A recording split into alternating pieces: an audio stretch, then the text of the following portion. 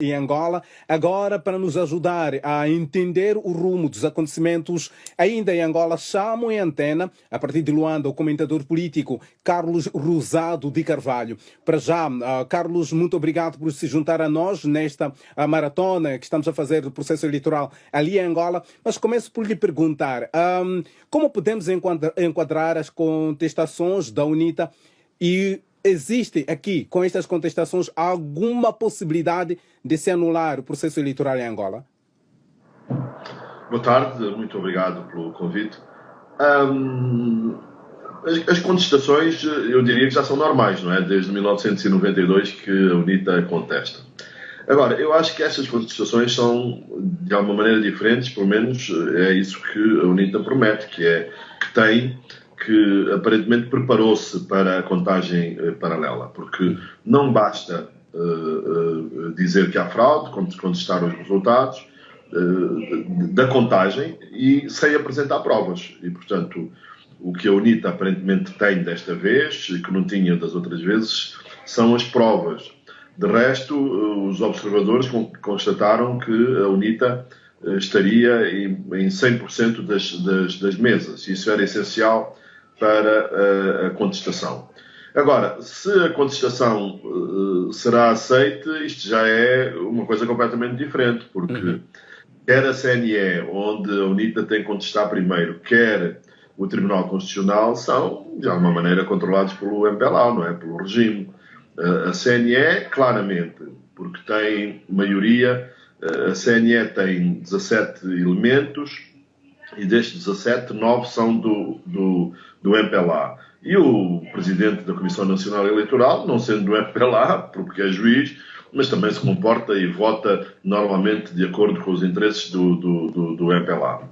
E, portanto, o MPLA está em maioria, porque aqui, infelizmente, o modelo da CNE é um modelo partidário. A CNE replica a Assembleia Nacional. Quanto ao Tribunal Constitucional, também a maioria dos membros são ou foram do MPLA. Está lá uma ministra, por exemplo, a antiga ministra da Justiça, que é vice-presidente. A juíza-presidente do Tribunal Constitucional saiu diretamente do Bureau Político do MPLA para a presidência do Tribunal Constitucional. E o Tribunal Constitucional agora está nas vestes de Tribunal Eleitoral. Portanto, e não é por acaso também que praticamente todas as reclamações que a UNITA foi fazendo, nenhuma vingou, mas naturalmente é a obrigação da UNITA apresentar. E mais do que isso, agora há um escrutínio muito maior da parte da sociedade civil, por exemplo, relativamente às eleições. E, portanto, agora fica mal, ou fica mais difícil, quer à CNE, quer ao Tribunal Constitucional, dizerem simplesmente que não às reivindicações e às reclamações da UNITA. Neste caso, você tem uma convicção de que, desta vez, a UNITA poderá ter sucessos nessas reclamações que está a apresentar? Esta é uma primeira pergunta. A segunda seria, sempre está-se a dizer, e tem vindo a ser dito isto muitas vezes, que a UNITA precisa apresentar provas, e ela diz que tem provas, e precisa apresentar. A questão é, a quem é que vai apresentar estas provas? Pois, começando pela última, as provas têm que ser apresentadas à CNE. E mais do que isso, eu não acho que as provas tenham que ser apresentadas apenas à CNE. Por uma questão de transparência, eu defendo que a UNITA devia de publicar as provas na internet. Porque é o seguinte, o sistema eleitoral angolano, ou o processo eleitoral angolano, a votação em Angola, os angolanos votam em assembleias de voto. Essas assembleias de voto têm entre 1 e 4 mesas, 1 e 5 mesas. No final da votação, cada mesa conta os votos da respectiva mesa. Mas depois, no fim, é elaborada uma ata síntese, que é, digamos, e a responsabilidade dessa ata síntese é do presidente da mesa número 1. E depois essas atas são enviadas para a CNE. Ora, portanto, o apuramento dos resultados é feito com base nas atas síntese. Exato. E, portanto, essas atas síntese têm que ser do conhecimento das pessoas. Se há uma diferença entre o apuramento, porque não é contagem, A contagem dos votos já foi feita. Nem a UNITA contesta a contagem dos votos nas mesas. O que a UNITA contesta é o apuramento feito a partir das atas de síntese. E, portanto, se quer a UNITA, quer a CNE, do meu ponto de vista, defendo isso desde o início da votação, devem apresentar as respectivas provas. E essas provas são as atas de síntese. E agora, não é tão difícil. Portanto, há 13 mil e tal assembleias, não é? Aquilo é uma ata de síntese, é uma folha A4, onde estão as assinaturas dos delegados e dos presidentes de mesa. Não é difícil colocar na internet essas atas de síntese. E também, depois, na publicação dos resultados, devem ser... A CNE apenas publica resultados nacionais e provinciais. Eu defendo que a CNE tem que publicar resultados municipais, tem que publicar resultados comunais e até ao nível da Assembleia de Voto para que haja transparência. É absolutamente necessário que se faça. Mas, Carlos, eu pegaria esse gancho, desculpa de cortar, pegaria esse gancho de transparência. Acredita que as autoridades estariam abertas para fazer essa comparação das atas sínteses?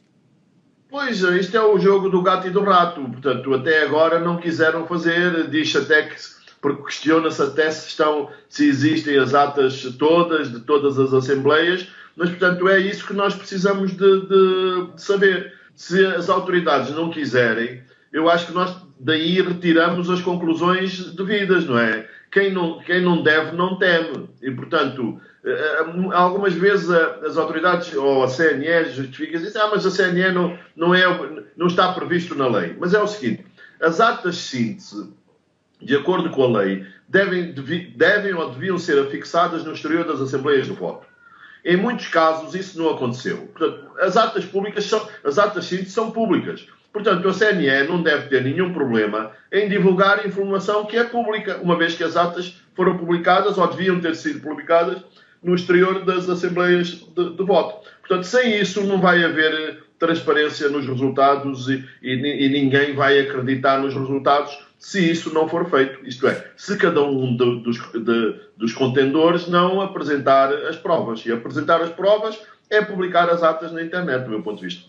Diante deste diferendo, acredita que desta vez em Angola poderemos ter aqui uma espécie de um governo inclusivo para até acomodar as partes desavindas? Quer dizer, eu não sei, em função da evolução de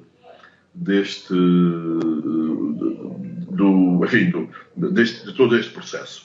Mas eu não sou propriamente defensor de governos de unidade nacional. Já tivemos um que foi o Gurne.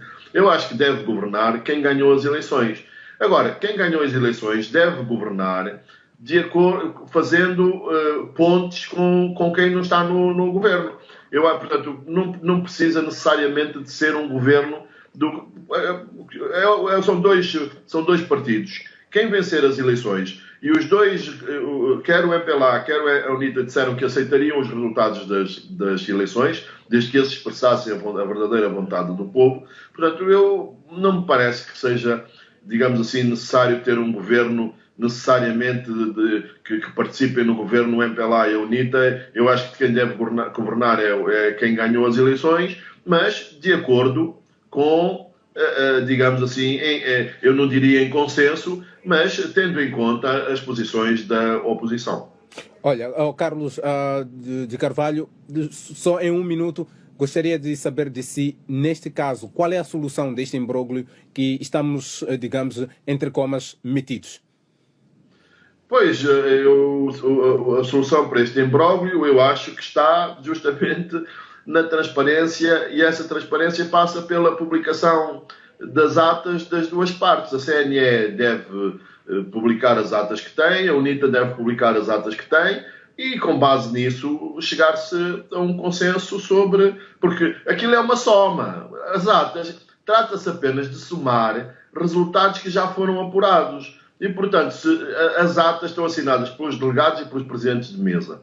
Os delegados são dos partidos, os presidentes de mesa são da CNE. Portanto, eu não vejo como é que as atas podem ser diferentes. E, portanto, se calhar é um problema de soma. Muitas vezes nós já tivemos a fazer contas, somamos a parcela e depois o resultado não dá certo. O que é que nós fazemos? Voltamos atrás para somar de novo. É isso que tem que fazer aqui. É o que temos que fazer aqui em Angola. Embora eu não esteja a desvalorizar, há aqui um risco de não se chegar a um consenso e, não se chegando a um consenso, podemos ter riscos de manifestações, incluindo de violência, acho eu.